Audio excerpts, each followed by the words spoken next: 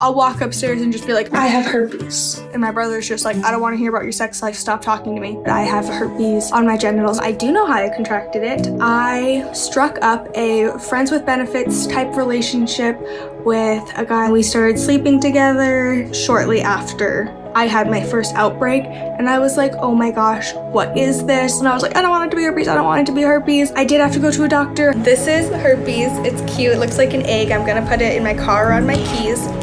I was scared. I was terrified. I was devastated. I was so upset. I was like, this is it. My life is over. No one's gonna love me. No one's gonna get married to me. No one's gonna wanna have kids with me. After I found out, I just started drinking a lot. I just buried myself in this hole and I hid myself away from the world. And I have very small outbreaks.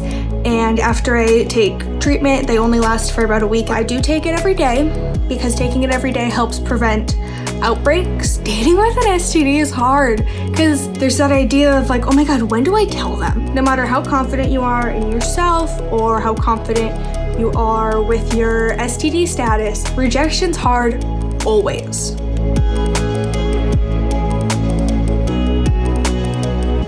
STD stands for sexually transmitted disease, and STI stands for sexually transmitted infection. It's increasingly popular to use the term STI as it is a less stigmatizing term. An infection would be something that is considered a relatively minor health issue that you could take an antibiotic for, whereas disease is a term that would indicate that it is a more chronic issue, something that is a condition that you would be dealing with over a period of time.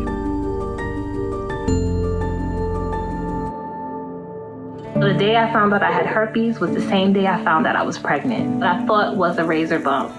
It was extremely painful. I went to the doctor. She did a culture swab of my razor bump, and she told me she'll call me back with results. I haven't heard from her in 2 weeks.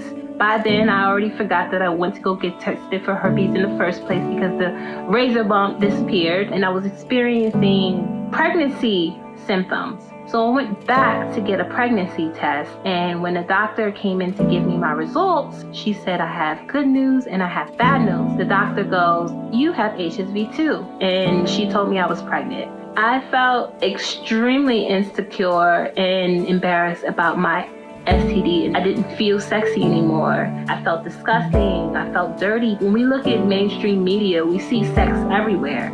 But we never see people who are living with sexually transmitted diseases.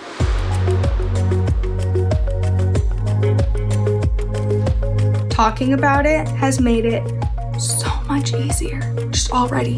I use my online platform to create awareness about STDs because I want everyone to love themselves the way that I love myself. I made it my mission to help as many people along my journey to break free of the herpes stigma. The way that we can prevent STIs, most people think, well, just use condoms. There are other barrier methods, including dental dams. It's a little piece of latex, it's a square that you would put between the mouth of a partner and the genitals of another partner. It's incredibly important to get tested regularly because some STIs really don't have symptoms. So if you are getting tested and you find out you have an STI, then you can get treated, which will prevent you from interacting with another person and passing that on. If you have an STI, there's nothing wrong with you. It just means that you came into contact with a virus or a bacteria, which can happen to anybody. It doesn't mean that you're a bad person. These are our health stories. What's yours?